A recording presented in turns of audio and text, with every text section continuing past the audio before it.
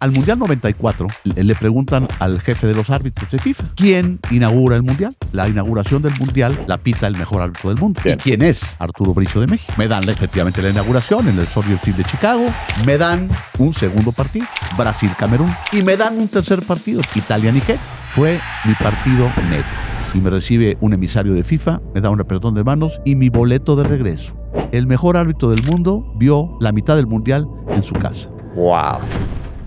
Nuestro invitado el día de hoy es Arturo Bricio. Arturo es considerado para muchos como el mejor árbitro mexicano. Él fue árbitro en los mundiales de Estados Unidos 94 y Francia 98 y además ha sido analista deportivo de Televisa y un gran conferencista. Arturo, bienvenido. Una de las características que debe tener una buena decisión en primer lugar es la información. Otra parte importante, nunca la tomes enojado. No tenerle miedo a la decisión, pero sí evaluar y sobre todo tener presente lo mediato, lo inmediato y una vez que lo mediste, ahí sí, con todo. Una guía práctica, Arturo, para que quien hoy nos está escuchando sepa trabajar en equipo. Son 6 puntos. Ok. Es la planeación de estrategia. El tercer elemento es la comprensión de necesidades. Y un número 5. Todo esto, estos 6 puntos, tienen una sola misión.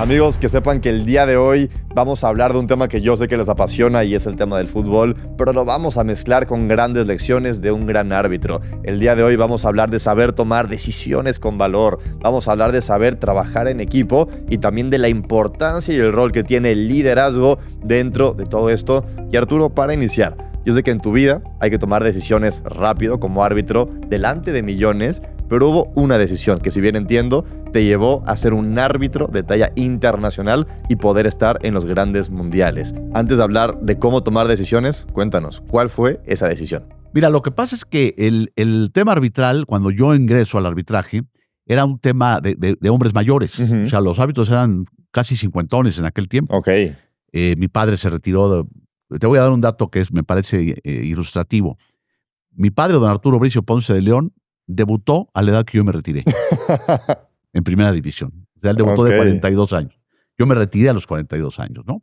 Entonces, entramos al arbitraje y me parece que de una manera imprudente, las autoridades de aquel tiempo nos pusieron a arbitrar a la mitad del curso. Obviamente, había chicos que ya arbitraban amateur porque era un curso para profesionales, pero muchos de nosotros no sabíamos arbitrar. Y nos mandan a una liga que se llama la Invernal de Guadalupe, todavía existe, y es mejor conocida como la Infernal de Guadalupe. O sea, ya te imaginarás la concurrencia. Ok. El primer partido que me dan, pues yo llego y amonesto, expulso, marco penales, no me mataron de milagro. Y me acuerdo que al regreso, yo no soñaba ni con tener coche, ¿no? Entonces en el metro, en Pino Suárez, ahí en la Ciudad de México, pues, se desgranó el elote, cada quien para su lado, y yo era el único que vivía en el sur. Entonces tomo el metro, rumbo a Tasqueña, y me puse a llorar. Me puse a llorar de rabia, de coraje, ¿no? Y dije, yo no sirvo para esto. Uf. Ya en la tarde, un domingo, en la tarde ya me bañé, comí, fui a misa, y me asaltaron las reflexiones, ¿no? Y dije, bueno, voy a tratar de aprender a arbitrar, ¿no? Y entre serio y broma siempre digo, no sé si aprendí, pero me quedé 22 años, ¿no? Ya entras al profesional, totalmente entre comillas, porque implicaba una bandera de tercera, te pagaban nada, pero ya estabas con el grupo, ya entrenabas con los grandes árbitros, ibas a la charla técnica con los árbitros de FIFA, con todo, y empiezo a arbitrar muy rápido segunda división, que era la división inferior, muy difícil en aquel tiempo, y en aquel tiempo también salías de abanderado, como se llamaba también en aquel tiempo, en primera división. Entonces el jugador ya te conocía, ya salías en la tele, salías con árbitros muy buenos, con árbitros muy malos, con árbitros valientes, con árbitros cobardes, pero yo siempre tuve la intención y la intuición de que de todos tenías que aprender. Había gente que decía, no, yo no quiero ser como este, ¿no? Y había otros que decían, no, yo a este le aprendí, no sé, la personalidad, en fin. Claro. Total que ya. En el año 83 me dan mi primer partido. Última fecha del torneo, León contra Cruz Azul, y hago mi debut. En aquel tiempo estábamos un poquito distanciados, mi papá y yo. por cosas de chavo, ¿no? Era yo muy fiestero y a mi papá no le gustaba que llegara yo noche y eso. Total, que mi papá fue en camión a León y no se quiso ir conmigo. Estaba ahí de medio sentidón el don Arturo. Y ya, a la siguiente temporada ya empiezo a arbitrar regularmente. Ok. Y me convocan a la liguilla de la temporada 84-85. Entonces, 83-84. Y entonces yo digo, bueno, la liguilla, qué maravilla, ¿no? Yo había pitado 17 partidos en mi primer torneo, que no es un récord, pero era un número muy interesante para un novato. Sí. Total, dije, padrísimo, la liguilla, por lo menos de cuarto oficial, ¿no? Y sí, salí de cuarto oficial, salí de bandera, y viene la semifinal de vuelta. Ok. Chivas, Pumas, en CU. Y grande es mi sorpresa cuando me dan la designación para pitar la semifinal de vuelta. Y bendito sea Dios, es un partido espectacular con tiempos extra, penales y todo aquello, y gana el Guadalajara, y ahí me sale un partido de 10. Entonces, la siguiente temporada ya estoy en el roster, ya codeándome con los de veras, ¿no? Ajá. Y viene un partido en Monterrey, Tigres América, ¿no? El América pues, lo dirigía Carlos Reynoso, Brailovsky, un equipote, y Tigres también. Hay un tema un paréntesis que quiero abrir aquí, porque en aquel tiempo los grandes árbitros y los instructores detectaron que cuando a un equipo le convenía hacer tiempo, se tiraba un jugador y entraba el masajista, Sí. y entraba el doctor, y entonces echabas al doctor, echabas al masajista y podías echar a 5 y no pasaba nada. Uh-huh. Entonces alguien, un exárbitro que vivía aquí en Cuernavaca, Joaquín Urrea, que ya falleció, dijo, no, tenemos que echar al técnico. Ningún doctor se va a meter sin permiso del técnico. Ningún masajista se va a meter sin permiso, sin que se lo ordene el técnico. Entonces se dio la orden de que si había una indisciplina de esas, expulsabas al que se metió y expulsabas al técnico. Se adelantó México 40 años en eso. Hoy está puesto en la regla. Entonces se ofrece. Va ganando Tigres 2-0, faltaban 18 minutos. Se tira un jugador de Tigres y aparecen los enfermeros. Llego, paro mi reloj, los expulso y voy con el técnico, que era Manuel Lapuente, un querido jugador, exjugador y un tipo muy, muy, muy querido que acaba de morir también. Entonces lo expulso, le digo, señor Lapuente, sos expulsado. Y me contesta, pues no me voy. ¿Cómo que no te vas? Tienes que ir, estás expulsado. Pues no me voy. Le digo, pues si no te vas tú, me voy yo. Pues vete. ¿No? Llamé al capitán, le digo, su técnico no se quiere salir. ¿Lo va a conminar a que se vaya? No es mi problema. Ok, está usted expulsado. Subcapitán, ¿va usted a decirle a su técnico que se salga? No es mi problema. Está usted expulsado. Abanderados, vénganse conmigo. Y nos salimos. El portero de Tigres era Olaf Heredia, que había jugado conmigo en Pumas, en las fuerzas básicas. Y me dice, Arturo, ¿a dónde vas? ¿No te puedes ir? Le digo, no, ya me fui. Lo malo que falta va a llegar al vestuario. Y entramos al vestidor. Yo me acuerdo que lo primero que hice fue sacarme los zapatos y las calcetas. Dije, yo no regreso ni aunque me maten. Ya tomé la decisión y con ella me muero. Bueno, entraron a amenazarme, que no volvía yo a arbitrar en mi vida, que iban a incendiar el estadio, que fuera a tomar una llamada del presidente de la federación a la oficina. Yo dije, yo de aquí no me muevo. Llegó un emisario de la América. Oiga, señor Bricio, ¿qué sigue? Ya, báñense, ya, el partido no va a seguir. Total, me sacaron en ambulancia, para no hacer de largo el cuento. Claro. Los niños eran de Torreón, se fueron en su coche, y a mí me sacaron en una ambulancia para después llevarme al aeropuerto. Bueno, esto fue un sábado. El martes era la charla técnica, llego a la charla técnica y leen mi reporte y me felicita la comisión de arbitraje. Qué pantalones, señor Bricio, qué buena decisión, lo felicitamos. El día siguiente veo el periódico, la comisión disciplinaria castiga a Arturo Bricio con 8 partidos. Entonces, la rabia que tenía yo era paladear el amargo sabor de la injusticia, ¿no? Uh-huh, sí. Y en aquel tiempo todavía Isela era mi novia. Y ahí decidí casarme con ella, porque me aguantó. Claro. No, Pablo, no te decía de qué genio andaba yo. Claro. No, de uñas estaba yo, porque en serio me daba mucho coraje. Total, a partir de ahí, el presidente de la comisión de arbitraje era un señor Javier Arriaga, un viejo muy, muy zorro, muy, muy, muy astuto y muy buena persona. Y venía diciembre. En diciembre es cuando se hace la convocatoria para mandar el listado a FIFA. Entonces me dice, si pasa usted las pruebas, ¿es usted el nuevo FIFA mexicano? Wow. Entonces fue el señor a CU, hicimos las pruebas, y él vio todo, ¿no? Pero fuimos a desayunar después, allá a Perisur, y me dice, ¿qué pasó? ¿Cómo le fue? Le digo, pues, bien, ¿cómo quedamos? Y me dice, ¿cómo quedamos? ¿Es usted el nuevo FIFA mexicano? Wow. Y a partir de ahí, tengo la suerte de entrar en el grupo que dirigió el Mundial 86, porque el señor Arriaga consiguió que hubiera un árbitro mexicano, 2 asistentes y 4 suplentes. Ok. Entonces yo entro, yo recién casado, en el 86 me casé con Isela, y recién casado me concentré con ellos y cobré como ellos y todo. Una beca, Pablo, porque imagínate convivir con esos monstruos del arbitraje, ¿no?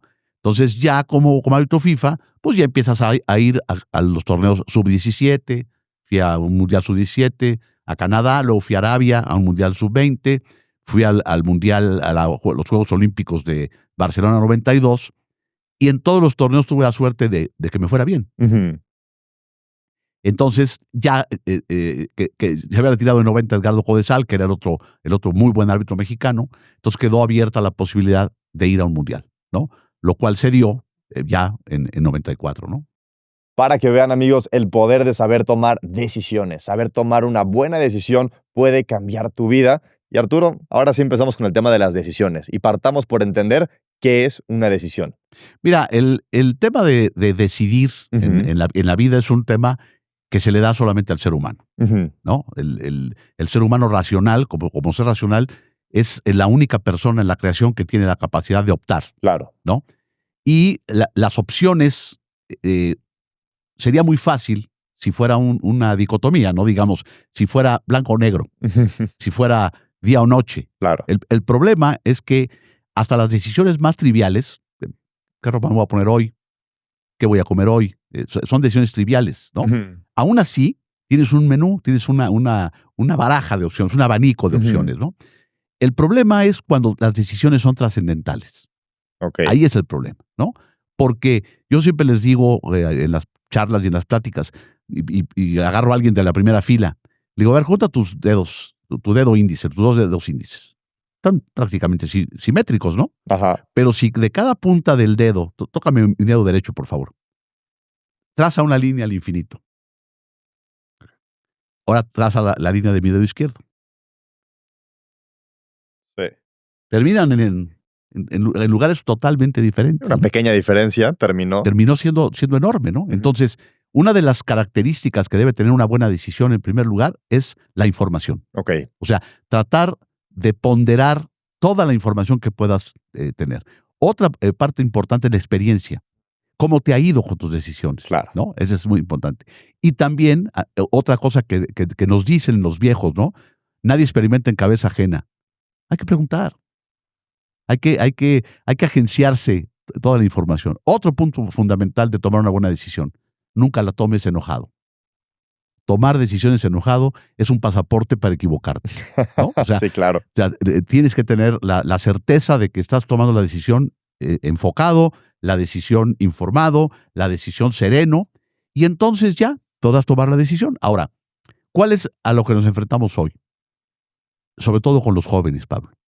Están teniendo que tomar decisiones trascendentales para su vida, cada vez más chicos y cada vez menos informados. Porque que estemos más tecnificados no quiere decir que estemos mejor comunicados, ¿no? Ok. Yo escucho amigos míos que me dicen, no, es que es imposible hablar con un adolescente. No es imposible. Lo que pasa es que nunca lo hiciste. La comunicación es como un músculo. Si no lo ejercitas, se atrofia. Entonces, nunca platicaste. Tú al chico le dabas órdenes, emitías circulares, emitías instrucciones, pero no te comunicabas con él. A los 17 años, como dicen los gringos, too late, ¿no? Y no es culpa del muchacho o de la muchacha, es porque no los enseñaste a comunicarse, ¿no? Claro. Entonces, esas decisiones, además, aquí voy a hacer un pequeño paréntesis también. Una cosa que yo pienso y que me ha dado resultado en mi vida, en las tomas de decisiones, es siempre tener presente la tremenda fragilidad del ser humano. Hoy estás vivo, mañana no. Hoy estás sano, mañana no. Hoy estás casado, mañana divorciado. Eso podía presentar un panorama aterrador, pero no. El chiste es que teniendo bien digerido eso, aprendas a vivir cada día de manera espectacular. Por supuesto. Aprendas a vivir la vida, ¿no? Entonces, ese es el tema. Ahora, hablando de la experiencia personal, ¿no? Yo decidí ser abogado, Ujú. completamente seguro, porque normalmente la gente, los hombres o mujeres que estudian humanidades, es porque le tienen pánico a los números, ¿no? Sí, Un altísimo porcentaje. sí, sí. Yo no, yo fui un estudiante, perdón que lo diga, fui un estudiante de excelencia, ¿no? En primaria, secundaria, prepa. Entonces, escogí la carrera de abogado. Escogí ser árbitro. Trabajé para ser árbitro Ujú. y puedo decirte que mi pasión es el arbitraje, ¿no? Me gustó Sí. mucho el litigio, pero mi pasión. Decidí casarme a los 30 años con la mujer de mi vida, ¿no? Y si no hubiera conocido a Isela, seguramente no me hubiera casado. Wow. Pero tomé la decisión de casarme con ella. Tomamos la decisión juntos de los hijos que íbamos a tener. Tomé la decisión de retirarme cuando mucha gente me decía, oye, pero no, ¿cómo te vas a retirar? Tienes 42 años, acabas de regresar de Francia, triunfador. A ver, no. O sea, yo prefiero que me digan, ¿por qué te vas? Y no me digan, ¿cuándo te vas? ¿No? Entonces, todas esas decisiones fueron tomadas, pensadas, informadas, sereno. Y aparte, he tomado decisiones, Pablo, muy malas, Ujú. muy malas, muy malas. También, ¿no? Pero bueno, al final es parte de esa fragilidad del ser humano y de ese vivir la vida todos los días, ¿no? Y que te vas a equivocar, pues ni hablar. Y como árbitro me equivoqué en ocasiones groseramente, ¿no? Pero nunca lo hice de mala fe, nunca lo hice faltando a los principios éticos, nunca lo hice coercionado o coaccionado, jamás, ¿no? Entonces, ese es el punto, ¿no? ¿Y qué tan importante también, Arturo, en esta toma de decisiones es saber tener claridad en la meta? No, por supuesto. Eso es fundamental, ¿no? O sea, si no tienes claro dónde quieres ir, los caminos te pueden llevar a donde quieras, a donde sea, ¿no? Ajá. Y hasta de chiripa, ¿eh? Sí. En una sí, de sí. esas, le pegas a la meta de chiripada, pero no, así no es. O sea, no puedes, sobre todo las decisiones trascendentales que decíamos Ujú. de la vida, ¿no? No puedes tú decir la carrera que vas a estudiar o con quién te vas a casar, vas a tener hijos o no, en fin, sin tener una claridad en la meta, porque si no, pues es muy probable que el resultado final sea malo, ¿no? Ok. Y Arturo, creo que también hay dos formas de aprender. Número uno, saber las características de una buena decisión, pero también cómo no tomar decisiones, ¿no? También los errores que se cometen al momento de tomar decisiones. ¿Cuáles serían? No, mira, yo soy un convencido de que ya te decía, tomar de una decisión enojado, mal, Ujú. desinformado, no medir las consecuencias. Ujú. Eso es gravísimo, ¿no? Sí. Que si no mides las consecuencias, yo en las pláticas que doy con los chicos, yo le digo, oye, pues está muy bien si tu novio te pide una prueba de amor y te dice, vamos a hacerlo sin preservativo. Pues está muy padre, ¿no? Y suena bien bonito. ¿Pero ya pensaste las consecuencias? Ujú. O te dice tu compadre, oye, pues échate un porro. Pues estamos en el grupo, somos muy amigos, es mi carnal, uno no es ninguno. Y cuando volteas la cara estás enganchado, ¿no? Porque ayer platicábamos por teléfono tú y yo, hoy los jóvenes tienen lo mejor Ujú. y lo peor del mundo en una tableta, a distancia de un dedo.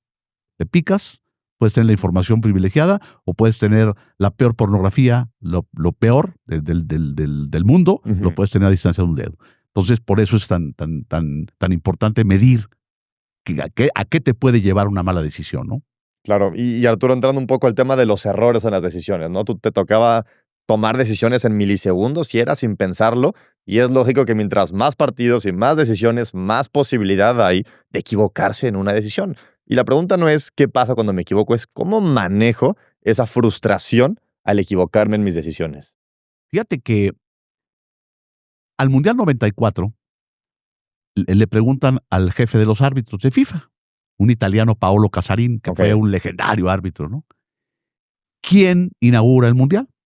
Y el tipo contesta, la inauguración del Mundial, como tenemos 4 años para planearla, Ujú. la pita el mejor árbitro del mundo. Ujú. Y la siguiente pregunta obvia era, ¿y ¿Quién? quién es? Y el tipo contesta, Arturo Bricio de México. Entonces yo llego al Mundial 94 con la etiqueta del mejor árbitro del mundo. Me dan efectivamente la inauguración en el Soldier Field de Chicago. Ahí voy con mis asistentes a Chicago. Que por cierto, ahí hay una anécdota chistosa. Salimos del hotel para irnos al estadio, 42 grados centígrados. Uy. El único loco que anda de traje a esas horas y con ese calor es el árbitro. Yo salí del hotel con mi trajecito y un tipo atrás en el lobby, una voz típicamente sudamericana me grita: Bricio, es usted el árbitro, ¿verdad? Le digo, sí, yo soy. Se vaya tranquilo. Nada más lo va a estar viendo todo el mundo. Dije yo.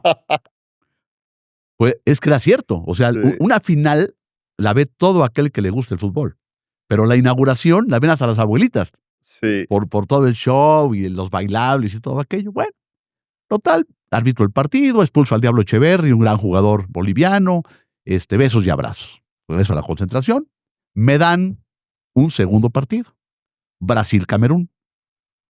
El partido sale razonablemente bien y me dan un tercer partido, Pablo. Italia-Nigeria. En Boston. Ahí voy. No pude con ese partido. Fue mi partido negro. ¿Y por qué no? En un mundial. Decidí hacer todas mis burradas en un mundial. He hecho a Franco Solá, un estrella italiano, mal echado. Yo veo que da una plancha, lo boto y cuando veo la toma del otro lado, ni lo tocó al jugador de Nigeria. Híjole. Marco 2 penales bien marcados. Luego apareció mal una jugada que tenía que haber expulsado a Maldini. Total, regreso a la concentración a Dallas y me recibe un emisario de FIFA, me da un apretón de manos y mi boleto de regreso. El mejor árbitro del mundo vio el mundial, la mitad del mundial en su casa. Wow. Entonces, yo tenía un departamento muy bonito ahí en la concentración. Y ahí yo tenía mi cantinita con mi roncito y todo, y ahí iban los latinos a echar la copita, a platicar.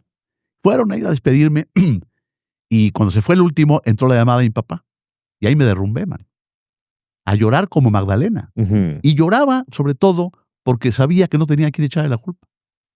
Yo había fracasado por soberbio, Híjole. por sobrado, por creer que yo efectivamente era el mejor árbitro del mundo, por creer que en mis partidos no podía pasar nada, que yo estaba por encima del error.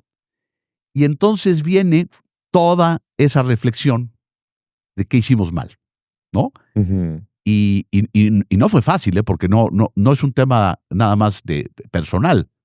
Es reconocer todo lo que hiciste mal, dejarte guiar. Yo tuve el apoyo irrestricto de mi esposa, de mi papá y de mi hermano, y empezar a decir, ¿qué vamos a hacer? ¿Nos vamos a echar 4 años para ir a Francia? Híjole, es mucho. Y luego, ¿qué estoy dispuesto a cambiar en mí? Uh-huh. ¿Qué estoy dispuesto a no repetir? Uh-huh. Porque hacer lo que estoy haciendo ahorita, el resultado va a ser seguramente igual o peor. Entonces, empezar a cambiar hábitos personales, a cambiar los hábitos de entrenamiento, a entrenar más fuerte, a descansar, a cuidar mi alimentación. Un montón de cosas que yo no hacía. Uh-huh. Y sobre todo, yo lo digo abiertamente, a tatuarte una H de humildad. La única manera. Claro. ¿No? Y empecé a pelear por ir a Francia, ¿no? En esos 4 años hubo 6 finales de campeonato mexicano, 2 torneos largos y 4 torneos cortos. Yo pité todas las finales. Wow. Las 6 finales las pité yo, de vuelta. Y eso me abrió la puerta. Porque también un día nos pusimos de acuerdo, en casa de mi papá estábamos en la sala. ¿Y qué vamos a hacer? Vamos por Francia. Vamos. Uh-huh. O sea, equipo. No voy, vamos por Francia, los 4, ¿no? Y bueno, conté con apoyo de amigos, de gente muy querida, pero al final la decisión se tomó así. Uh-huh. Y el resultado final, ya en Francia, fue totalmente diferente. Uh-huh. Porque ya fui a los partidos con la conciencia absoluta de que tenía que hacer el partido de mi vida Uh-huh. y que tenía que prepararme física y mentalmente para poder estar. Y ahí ya lo de Francia fue diferente y fue un mundial que disfruté mucho y lo pude hacer completito, ¿no? Que de hecho ahorita tengo un par de preguntas del tema de Francia, pero antes de entrar en eso, mencionaste un poco el tema de la humildad. Y se me hace un tema lo suficientemente interesante para profundizar, específicamente en el toma de decisiones, Arturo.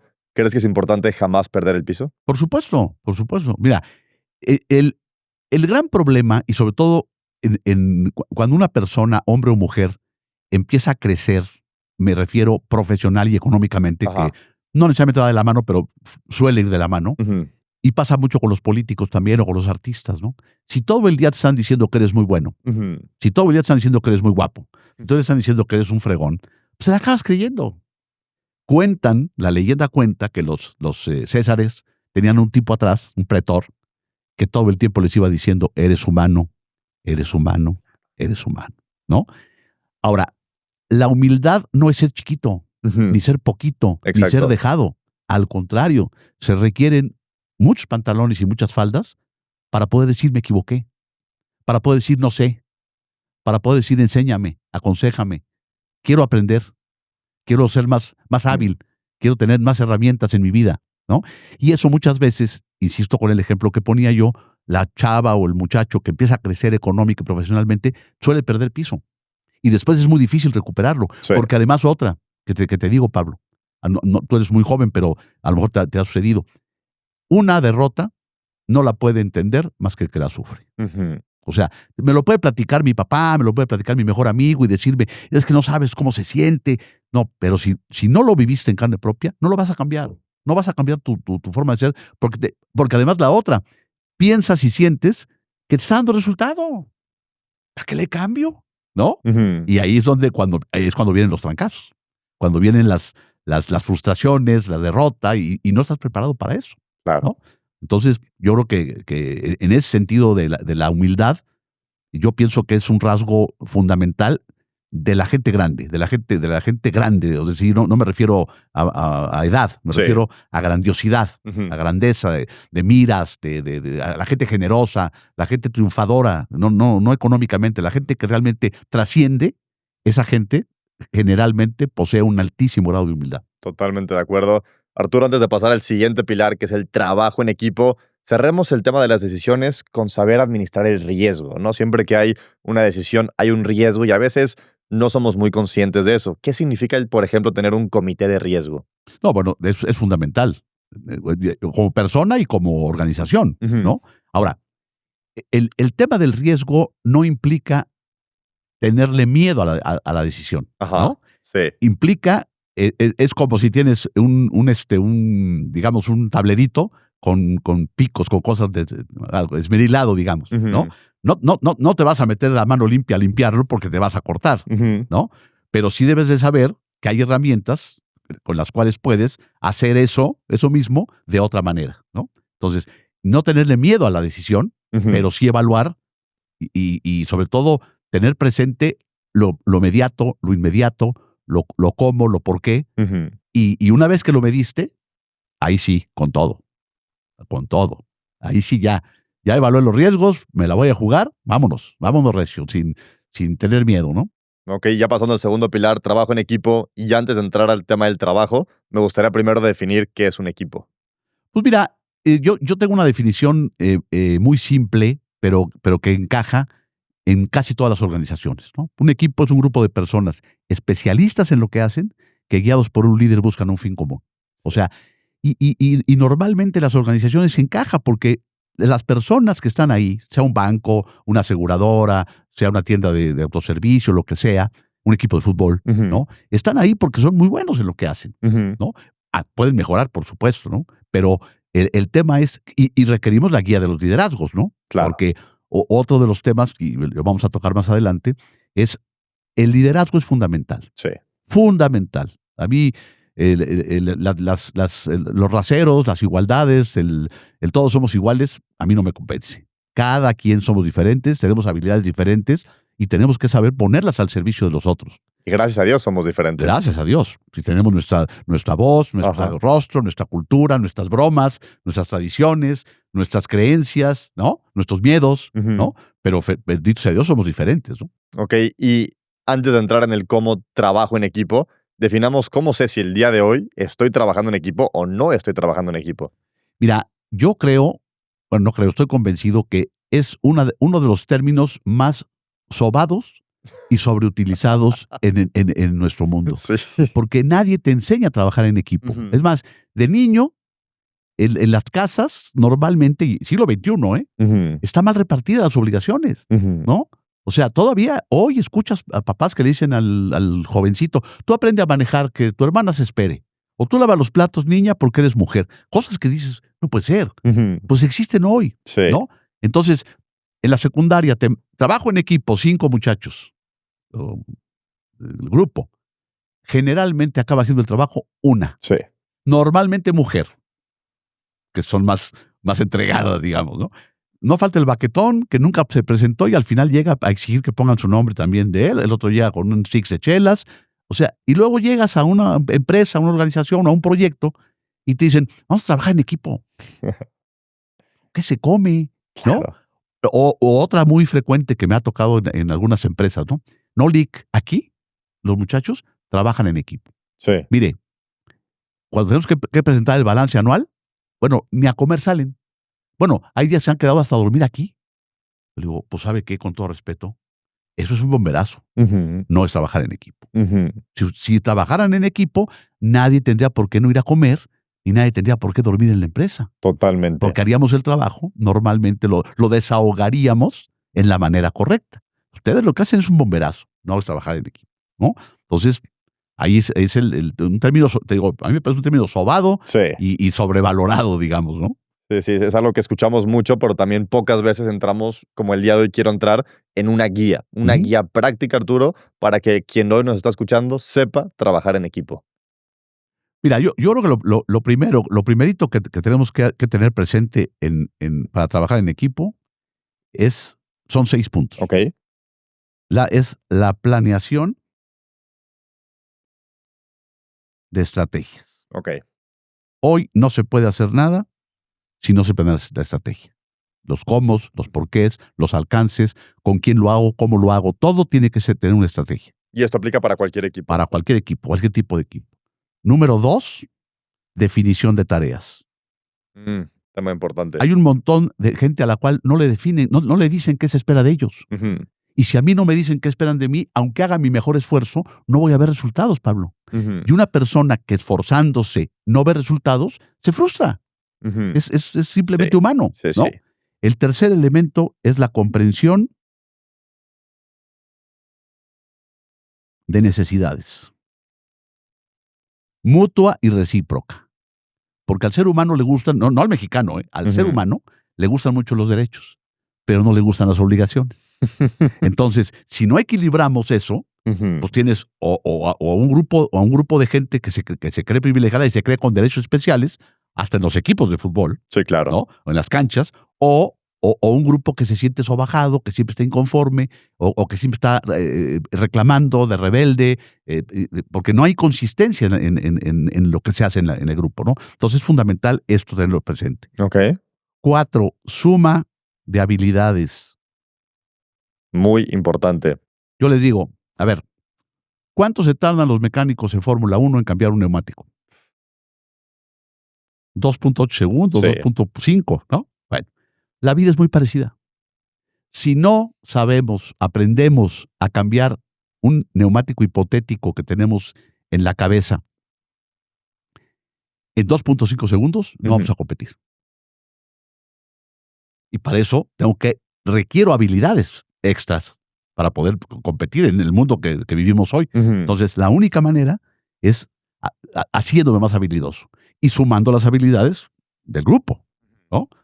Estamos haciendo el podcast, pues necesitamos al entrevistador, al invitado, a los chicos, a las cámaras, o sea, y todo esto tiene que funcionar porque somos habilidosos en lo que hacemos, ¿no? Entonces, si tú no fueras un gran entrevistador, pues estaría coja. Si traes a uno que no sabe hablar o que no tiene conceptos claros, pues, también no sale. Entonces, a eso me refiero. 4, y un número 5, adopción tecnológica. No hay que tenerle miedo a la tecnología. Hay que dosificarla con una adecuada comunicación. Porque hoy dependemos prácticamente todos de la tecnología, pero no tenerle miedo. O sea, yo les digo a mis amigos, yo no le tengo miedo a la inteligencia artificial, le tengo pánico a la estupidez natural, ¿no? Porque ya son muchos, ya nos van ganando. Entonces, hijo de la mañana, a 9:15, man, ¿no? Y esto lo tenemos que aderezar con una evaluación de resultados. Todo esto, estos 6 puntos, tienen una sola misión: generar valor. Padrísimo. Si no generamos valor, estamos haciendo otra cosa. Ahora, ojo, el valor no es necesariamente económico. Hay un montón de formas de generar valor. Esto que estamos haciendo tú y yo genera valor. Sí.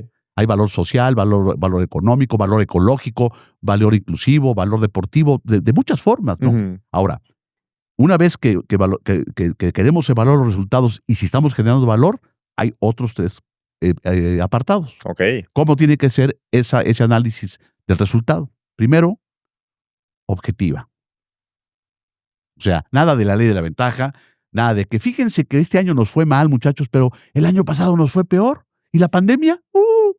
O no se preocupen, nos fue mal, pero a la competencia le fue peor. No, objetivo. O sea, ¿qué pasó? ¿Cómo pasó? ¿Por qué pasó? Ujú. Lo bueno y lo malo. Ujú. La segunda, versátil. ¿No está saliendo como queremos? Cámbiale. La necedad te va a llevar a tomar malas decisiones también. Ujú. Entonces, el voy derecho y no me quito, no sirve. Ahora, a lo mejor no estamos mal, pero no estamos consiguiendo el resultado apetecido. Cámbiale. Claro. No pasa absolutamente nada. Y la más importante para mí, con un enorme enfoque humano. Tenemos que entender que nuestros colaboradores, la gente que trabaja con nosotros, son seres humanos, igual que Ujú. nosotros. Sí. Con ilusiones, con miedos, con ambiciones, con lágrimas, con risas, ¿no? La empresa o organización que piense que su gente son números, cometen un suicidio industrial, un suicidio profesional, ¿no? Entonces, eso creo yo que es una forma interesante de decirle a alguien, si cumples esto, Ujú. te creo que trabajes en equipo. Te creo que quieres aprender a trabajar en equipo. Porque nada más decirlo, aventar el conejazo, como dicen los magos, sacan un conejo de la chistera para decir que estamos trabajando en equipo, a mí no me la vendas, ¿no? Claro, amigos, ya tenemos una guía, ya tenemos un paso a paso para saber trabajar en equipo. Y Arturo, tengo una siguiente pregunta que es similar, pero no es lo mismo. Y no es cómo se trabaja en equipo, sino qué hace que un equipo sea fuerte.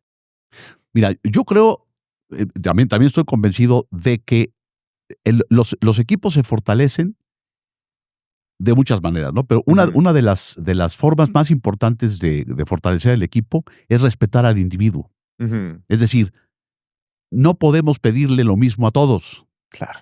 Es decir, aquí lo pusimos en suma de habilidades. Yo como líder tengo que saber, sobre todo, tus puntos flacos. Ok. Es lo más difícil, ¿no? Acabamos de ver un partido de fútbol, ¿no? donde el técnico pone a un portero que no venía jugando, ¿no? Ujú. La final de Toluca Tigres. Bueno, el tipo sabía que el punto flaco de su otro portero era que no tiene una buena capacidad para sobreponerse al error. Ok. Lo entendió, así lo entendió Mohamed. Entonces, yo lo que tengo que saber, más que tus fortalezas, cuáles pueden ser tus debilidades, cuáles pueden ser tus puntos flacos, y trabajar con eso. Si eso lo logro hacer, que no es sencillo, lo logra hacer el líder, y el interesado lo permite, Ujú.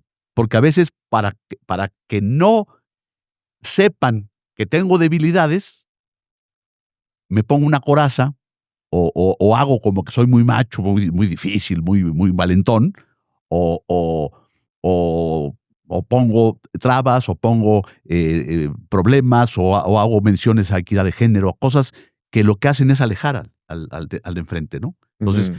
en ese sentido, si lo logro, estamos consiguiendo que la apertura de ese individualismo particular, ¿no? Ok, y entrando en otro punto que se me hace clave para el tema del trabajo en equipo, es la comunicación. No, por supuesto. Y me gustaría, Arturo, si tienes algunos pilares para una buena comunicación, para que se logre entonces un gran trabajo en equipo. Sí, mira, es otro tema, ¿no? Hablábamos hace rato de la tecnología y de que estamos muy tecnificados. Ajá. Yo creo que la comunicación para la que estamos diseñados los seres humanos se está perdiendo, ¿no? Ujú. Sí. Ya todo es WhatsApp, todo es mensajitos, caritas felices, ¿no? Y la comunicación oral, la comunicación gesticular, ¿no? La comunicación hasta de los silencios, porque a Ujú. veces un silencio, como dice el dicho, puede decir más de 1000 palabras, Sí, ¿no? sí, sí. Un silencio de ahí, ¿no? Y yo creo que hay temas, ¿no? Por ejemplo, la comunicación tiene que ser directa, como partido de ping-pong. Pa, pa, pa. Me dices, te digo, Y nadie se enoja, Ajá. porque cuando decimos las netas, alguien se enoja y corta la comunicación. Ujú. Segundo pilar, digamos, segundo elemento de la comunicación, tiene que ser concisa. Hoy, que casi todo se maneja por WhatsApp y por correo electrónico, los correos largos no se leen. Sí. Las comunicaciones largas no se leen o no se entienden, ¿no? Luego gente que le marca copia de todo a todos. No seas malo, no me pongas a leer correos que no tienen nada que ver conmigo, ¿no? El tercer elemento es una comunicación verificable. Es decir, que la información que yo tengo o que te voy a dar a ti o la que yo recibo sea verificable, ¿no? Porque muchas veces empezamos en las organizaciones con radio pasillo, con el chisme, con la intriga, ¿no? Ujú. Porque no verificamos la comunicación. Claro. Sujeta a revisión, cuarto elemento. Tenemos que sentarnos cada X tiempo en los departamentos, en las oficinas, en las empresas, en los corporativos, con la pareja. Ujú. Cada X tiempo a decir, a ver, ¿cómo vamos? Porque la comunicación, decía yo hace rato, es un músculo. Si no se ejercita, se pierde. Y como último elemento, tiene que tener un alto contenido de confianza. Yo debo confiar en lo que tú me dices y tú confía en lo que yo te digo. Porque si no, pues no soy la Miss para ponerte Ajá. palomita y tache, ¿no? Entonces, eso tiene que hacer que recuperemos un buen canal de comunicación, ¿no? Ok, Arturo, tú bien lo sabes, una gran forma de aprender y de crecer es con las historias y con los ejemplos. ¿Tendrás historias, ejemplos, anécdotas de lo que hace o lo que se logra con un buen trabajo en equipo? Uno de los puntos más importantes de lo que yo hago, de lo que yo hice de 22 años fue el arbitraje, ¿no? Ujú. Fíjate, el único ser en una cancha de juego que no tiene fans es el árbitro, Sí. ¿no? Luego, el único deporte que se puede jugar, dirigir, narrar, entrenar, a nivel Copa del Mundo incluso sin conocer las reglas, es el soccer. El único deporte donde el atleta se prepara para engañar al árbitro es el soccer. Entonces, imagínate si no vas a tener que integrar un equipo formidable para Ujú. poder enfrentar eso. Entonces, yo tuve la suerte de contar en México y en el extranjero siempre con extraordinarios compañeros, Claro. ¿no? Ahora, ¿qué hacíamos? Yo empezaba a arbitrar el partido desde el día que me daban el nombramiento.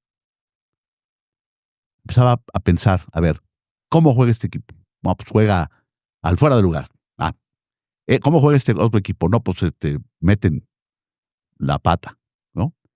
¿Qué jugador me puede echar a perder mi partido? Mm. Perenganito. Pues abusado.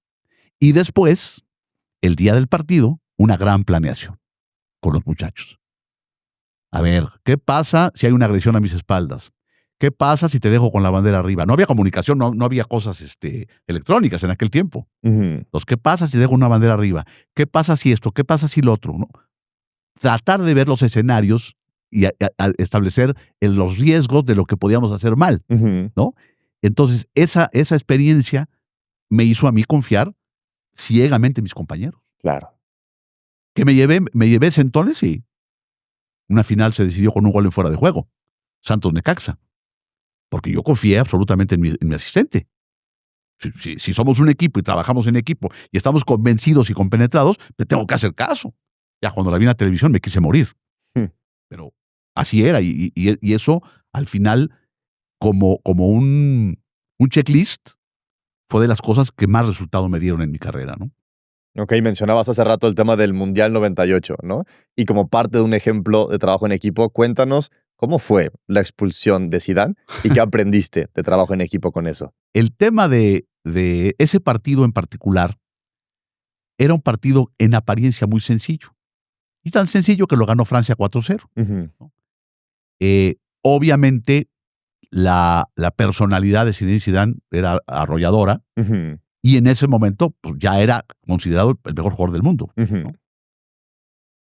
Hay una jugada en la cual él hace como que le da una especie de manazo a un adversario y yo le digo que tranquilo. Y me hace así como diciendo, conmigo no te metas, ¿no? Pues, viene la siguiente jugada, se enredan, y yo veo que un jugador pisa al otro, saco la roja. Y ahí veo que es Zidane. No habías visto quién era. O sea, hay quien piensa que, no sales a cazar a la estrella para hacerte famoso. No, yo veo que Zidane lo ha hecho. Entonces, la gente estaba muy molesta porque como no es con el balón en disputa directa, nadie vio qué pasó. Entonces, llegando al vestidor, me dice el cuarto oficial, que era un muy amigo mío, peruano, Alberto Tejada, me dice, oye, ¿qué pasó? De acá no se vio nada. Dije yo, madre de Cristo. Nada más falta que no se haya visto en la televisión lo que yo pienso que vi, ¿verdad? Ajá. El tipo se va de la cancha y todo. Y entonces, ya cuando llego al vestuario, la televisión enorme, veo la jugada, dije, no, estamos salvados. Y ahí ya nos dedicamos a hacer un muy buen informe, tan bien redactado, tan bien hecho entre todos, que le echaron 2 partidos a Zinedine Zidane. Okay. Y hay una película que se llama Le Blues, Los Azules, que es la película, es que condensa lo que fue el Mundial 98. Y en esa película, una escena importante de la película es la expulsión de Zidane. Entonces, lo toman a él cuando entra al vestuario, obviamente desierto, tipo de ese tamaño, entra caminando, se sienta en un banco, se quita la playera, la pone a un ladito y se pone a llorar, Pablo, a llorar. Y lloraba no por ese partido, ya lo ganaban 2-0, lo ganaron fácilmente. Ahí le cayó el 20 a Zidane, que estaba comprometiendo todo un proyecto nacional que quería ver a Francia campeona del mundo en su país, ¿no? Ya cuando reaparece, pues ya reaparece enganchado y en la final mete 2 goles y se coronan campeones, ¿no? Ya después, 8 años más tarde, pues pierde la cabeza y lo expulsan y ya el campeón ya no fue Francia, fue Italia, ¿no? Claro. Oye, y dentro de este tema del trabajo en equipo, otra historia me contaste también de unos chicos paralímpicos.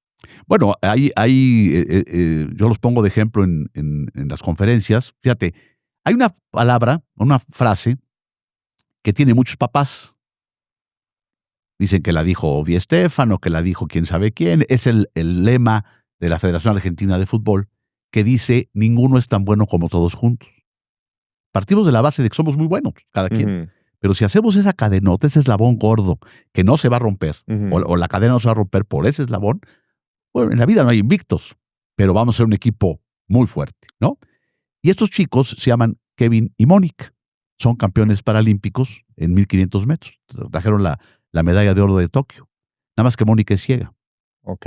Entonces Kevin tiene que correr, tiene que acompasar su ritmo, porque si corre más rápido la ahoga. Si corre más lento no ganan. Entonces tienen que acompasar su respiración, su paso. Bueno, yo me atrevo a decir que hasta su torrente sanguíneo. Entonces, y son campeones mundiales. Ajá. Y te aseguro que los ves en un aeropuerto, no los conoces. La gente no los conoce.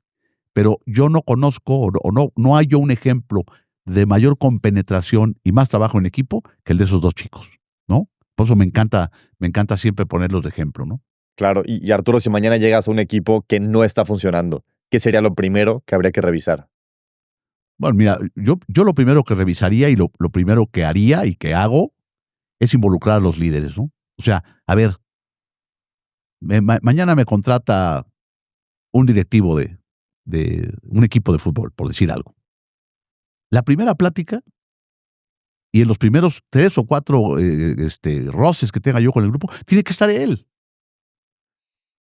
Y en muchas empresas, el director o el gerente o el dueño nunca va a las dinámicas.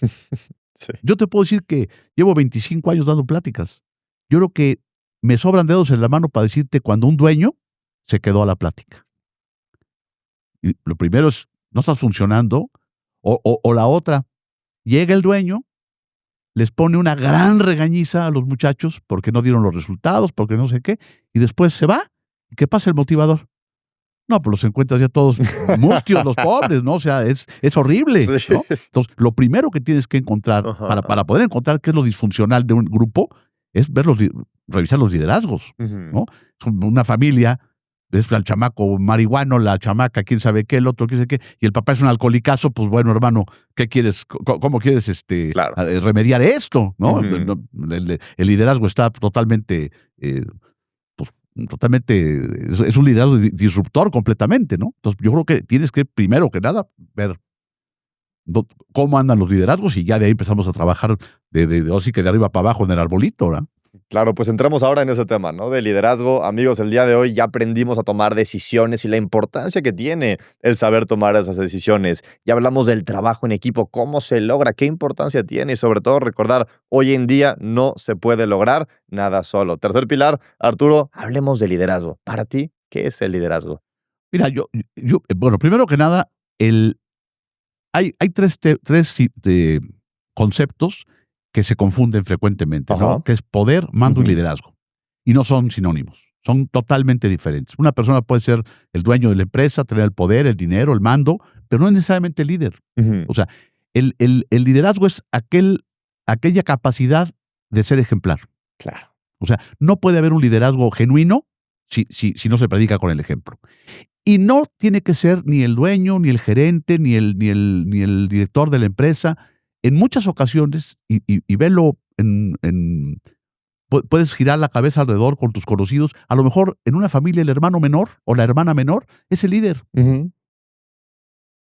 El, el- y no necesariamente es el que grita o el que habla o el que no. O sea, hay liderazgos hasta silenciosos, ¿no? Ujú. Nosotros tuvimos un ejemplo en la familia de mi esposa. La hermana mayor, María de Jesús se llamaba, ya murió, era la persona más educada, más cauta, más tranquila. Y el día que se murió, nos dimos cuenta que era la líder, era la que aglutinaba a todos. Claro. Yo les digo, ella murió de neumonía. Les digo yo que, como dice una canción de Joaquín Sabina, agonizó en voz baja por cortesía. Mm. Así era mi comadre Mara, ¿no? Entonces te digo, el liderazgo es esa capacidad del ser humano de ser ejemplar. Porque es la única manera en que yo te quiera imitar, Ujú. te quiera hacer caso, te quiera seguir, Ujú. ¿no? Es el liderazgo positivo, me refiero. No, la lista de Jamelín y se trata de las ratas, no, tampoco, ¿no? Pero el liderazgo positivo es la capacidad de ser ejemplar para que yo te crea y te quiera seguir y te quiera imitar, te quiera emular en lo bueno, ¿no? Y bueno, ya después, pues tienes que tener pues, grado de aceptación en el grupo, ser un tipo esforzado, ser un tipo generoso, ¿no? Pero la palabra, el centro el punto importante, el punto nodal de liderazgo, en mi opinión, es el ejemplo. El ejemplo. ¿Tú crees que existe un liderazgo negativo? Por supuesto, por supuesto. Es más, son más frecuentes de lo que uno piensa. O sea, mucho más frecuentes de lo que uno piensa, ¿no? O sea, velo, nos metemos en el campo de la política, Ujú. hay mucho liderazgo negativo. En el tema del arte hay liderazgos negativos. Hoy es música que dices, bueno, si esto es música y si esto es arte, y esto es lo que va a aprender a cantar mi nieta, me quiero meter un balazo. O sea, y los grandes ídolos de muchos de los jóvenes no transmiten un mensaje positivo. Ujú. Y es un riesgo Ujú. real, porque ellos tienen la admiración de la gente, ¿no?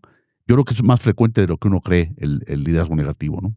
Oye, Arturo, hay mucha gente que nos escucha y dice, oye, qué bonito suena eso, pero es que Arturo, tú no entiendes, donde yo estoy no hay que ejercer liderazgo. ¿Tú crees que hoy en día cualquiera puede ser un líder? Yo creo que no cualquiera puede, cualquiera debe intentar ser un líder, ¿no?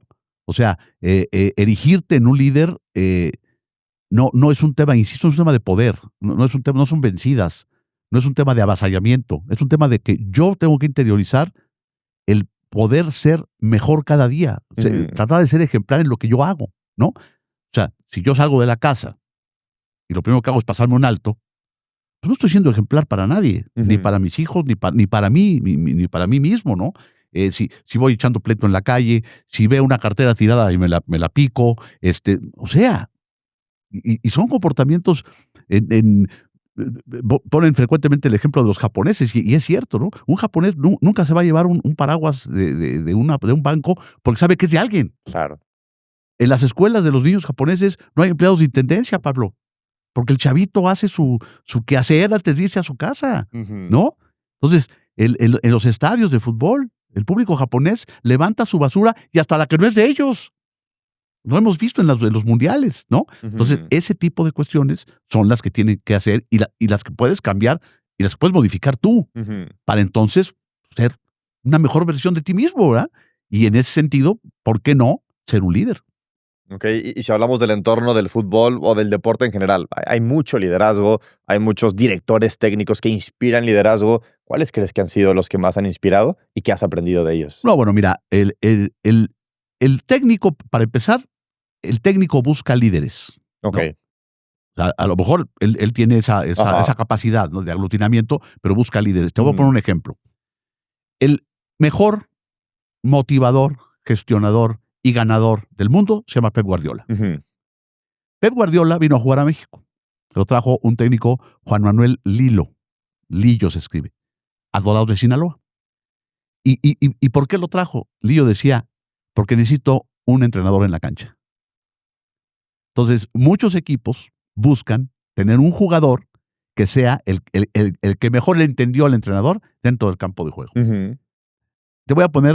Les voy a contar una cuestión. Guardiola, después de ganar todo con el Barcelona, porque además déjame contarte que yo a Guardiola le arbitré con la selección olímpica española en Barcelona. Jugaban él y Luis Enrique, el técnico del Paris Saint-Germain. Jugaban en ese equipo, yo les arbitré. Entonces, después de ganar todo con Barcelona, se va a Alemania, al Bayern Múnich. Y siempre a los grupos les pregunto, ¿y qué creen que fue lo primero que pidió Pep Guardiola cuando llegó al Bayern Múnich? Pues jugadores, dice todo el mundo, refuerzos. No, pidió aprender alemán. O sea, él decía, yo no me puedo comunicar. Volvemos a lo mismo. ¿Cómo voy a saber los puntos débiles de mi jugador, sus puntos, sus fortalezas, si hablo con él con un intérprete? ¿No? O sea, el tipo pidió aprender alemán, primero que nada. O sea, ese tipo de cuestiones pues te hablan de una superioridad moral real de esa persona que va a ser el líder de un equipo, ¿no? Y por eso me encanta poner el ejemplo de Josep Guardiola, ¿no? Ok, Arturo, ¿tú crees en la visualización creativa? Mira, yo estoy convencido de que si no visualizas de manera positiva lo que quieras hacer o lo que quieras ser o a donde quieras llegar, estás cometiendo un error. Tienes que visualizarte. O sea, en el caso de lo que yo hice como árbitro, y perdón que lo diga, pero es porque es la experiencia que yo tengo, ¿no? El papá de Edgardo Codesal fue un gran instructor, don José María Codesal. Y él decía, si una muchacha o un muchacho se mete al curso de arbitraje y no se imagina pitando la final del mundial, que no se meta. Si no me visualizo en mi actividad siendo el mejor, a lo mejor no lo logro, ojo, a lo mejor no lo logro, pero el simple hecho de visualizarte ya te hizo crecer del suelo acá. Ahora, no hay un ser humano que logre todo lo que se propone, sería inhumano, pero si lo intentamos mediante esa visualización creativa, bueno, pues seguramente el camino va a ser un poquito más fácil, ¿no? Claro. ¿Tú crees que la vida de cierta forma se parece un poco a una Copa del Mundo? Muchísimo, muchísimo, muchísimo. ¿Por qué? Mira, la vida como está concebida hoy se parece mucho a una Copa del Mundo por la competencia brutal, ¿no? Porque todos quieren ganar, nadie te deja pasar, tienes que prepararte genuinamente para eso, tienes que ser más habilidoso, ser más alto, más fuerte, en fin, plantear tus objetivos, plantear tus estrategias, todo para intentar ganarla, ¿no? Entonces, por eso digo que se parece mucho a una Copa del Mundo, ¿no? Ok, me gustaría, Arturo, decirte unas frases y que me digas qué opinas de ellas. Primero, porque nada se parece al dulce sabor de ganar. Pues es la visualización de las metas. Es saber que el ser humano tiene que estar consciente de lo lindo que es conseguir metas y buscarlas con ahínco, ¿no? Ok, segundo, porque no hay nada como sentirse parte fundamental de un equipo ganador. Mira, esto tiene que ver con el aglutinar esfuerzos, ¿no? Los logros individuales son muy bonitos, pero cuando decimos, ese proyecto que nadie quería hacer, lo hicimos nosotros. Esos números increíbles que pensaron que no se podían alcanzar, los hicimos nosotros. Ese polvaredo que había ahí de un libro que nadie quería agarrar, lo agarramos nosotros. Ese sentido de pertenencia es hermoso, porque sabes que el logro se consiguió de manera colectiva, ¿no? Claro, también hablábamos un poco de que la vida es como una Copa del Mundo, tengo por aquí porque todos tenemos derecho a ganar nuestra propia Copa del Mundo. Claro. O sea, mira, yo, una de las cosas que a mí particularmente más me emocionan es cuando puedes tocar una vida. Uh-huh. De alguna manera, ¿no? A mí me tocaron muchos maestros que tocaron mi vida, ¿no? Las experiencias buenas y malas que he tenido también han tocado mi vida. Pero creo yo que lo más hermoso es cuando me imagino a una persona, a un muchacho, a una muchacha, a mis hijos, a mis hermanos, a mis amigos, levantando la Copa del Mundo. Sintiendo, palpando la Copa del Mundo y levantándola. Como pasa Uh-huh. en los torneos, cuando Uh-huh. levantan ese trofeo hasta arriba, creo yo que es una de las cosas más hermosas que le puede pasar a un ser humano. Es bonito ver a la gente levantar su propio trofeo. Hombre, es una experiencia. Y si contribuiste en algo, pudiste contribuir en algo para ese logro, ¿no? Uh-huh. Es una emoción indescriptible, ¿no? Me encanta. Arturo, ya para cerrar, si hoy en día pudieras regresar en el tiempo, ¿volverías a ser árbitro?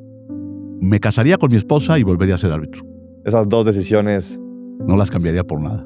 Ok, ¿y qué significa para ti la tarjeta amarilla? Pues es tener un pie adentro y otro afuera.